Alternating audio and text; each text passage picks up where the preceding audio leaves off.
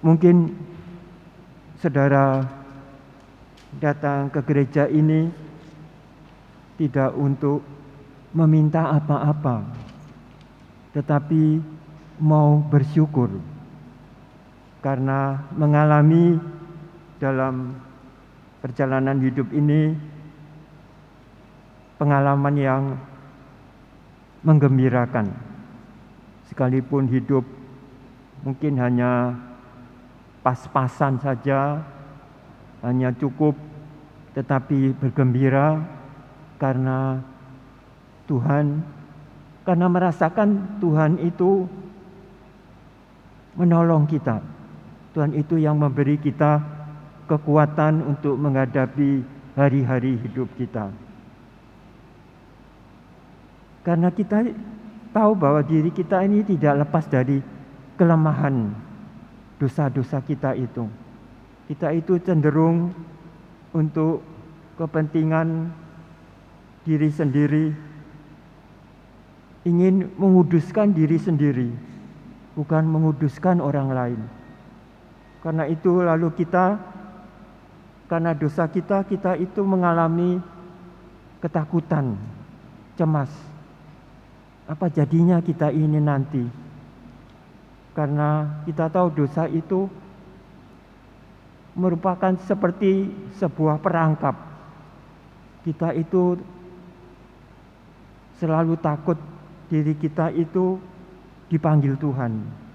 Itu maut itu, dosa itu menyebabkan kita takut untuk menghadap Tuhan.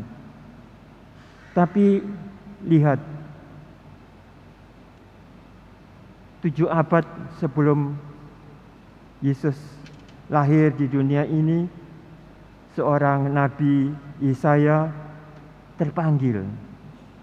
Tapi mula terpanggilnya itu karena dia melihat Tuhan itu di singgasana. Dan dia terkejut. Karena kalau melihat Tuhan itu berarti diri kita ini sudah binasa.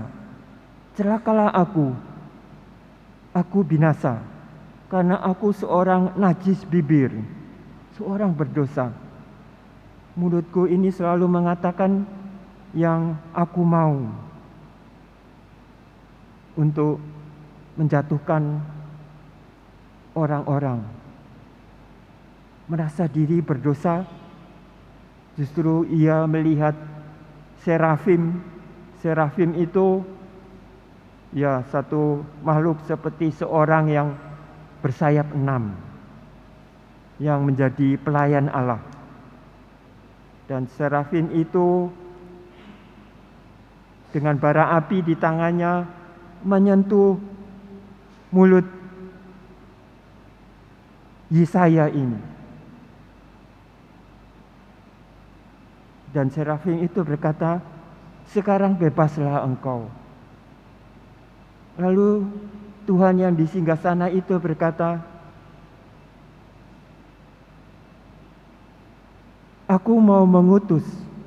Siapa yang bersedia aku utus?" Seketika itu juga Yesaya berkata, "Aku bersedia. Utuslah aku." Ketika kita dimusnahkan segala dosa kita, kita itu bebas dari dosa. Menguduskan, kalau kita menguduskan, kata kudus itu berarti menjadi alat Tuhan, menjadi perantara Tuhan, menjadi utusan Tuhan, mau mengerjakan apa yang Tuhan kehendaki. Itu kudus. Dengan mau diutus Tuhan, mau menguduskan orang, dengan sendirinya orang dikuduskan. Itu cara Tuhan. Itu berarti sirnalah dosa-dosa orang karena mau diutus, karena mau menjadi kudus, mau menjadi alat Tuhan, bersedia untuk diutusnya. itu Sang Sabda telah berseru. Yesus sendiri menunjukkan bagaimana dia menunjukkan kepada Simon Petrus itu. Mula-mula Simon itu berkata, "Guru, baik, pakailah perahu saya."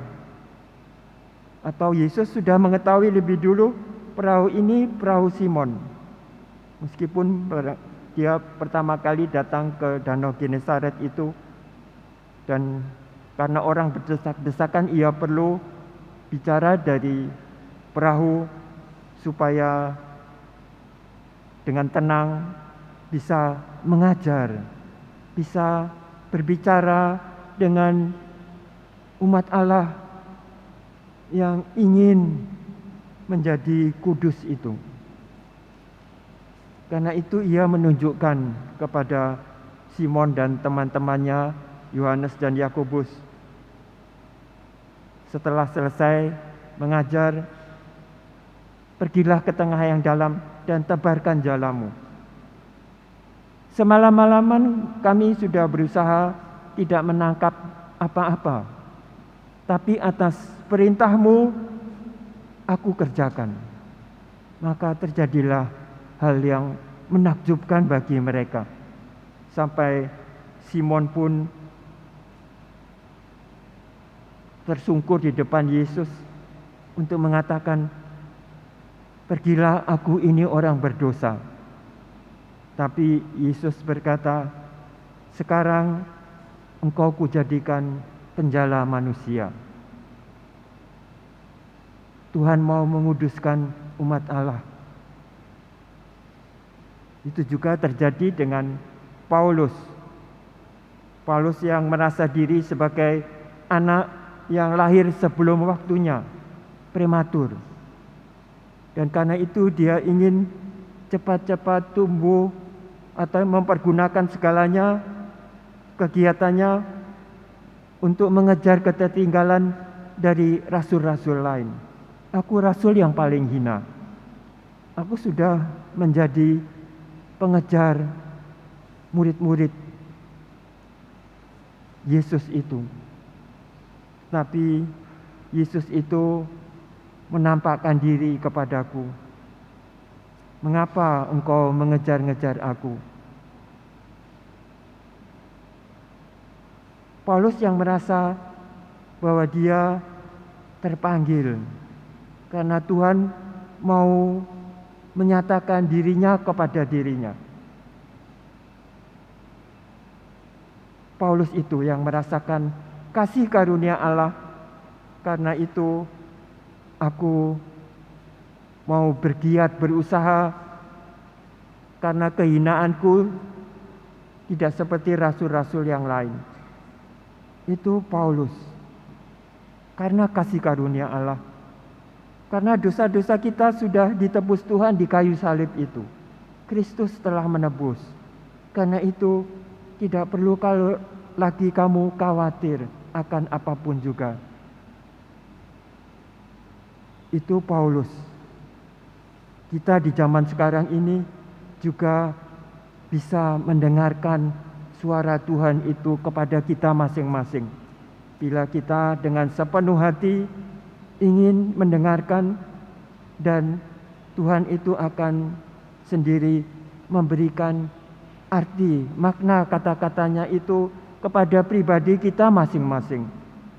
Karena Dia mau kita itu terutus kepada orang-orang di sekitar kita, kepada dunia yang paling ujung.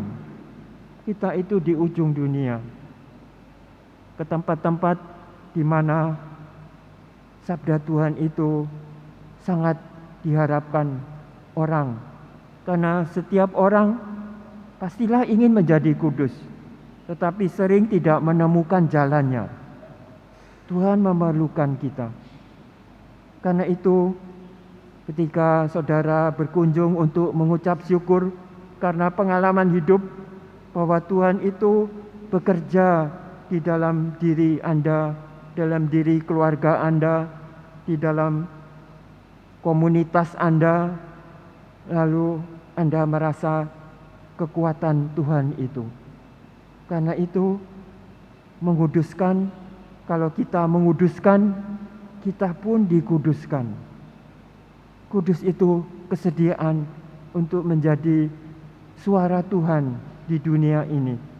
Dunia yang terperangkap oleh harta, oleh kekuasaan, oleh hawa nafsu yang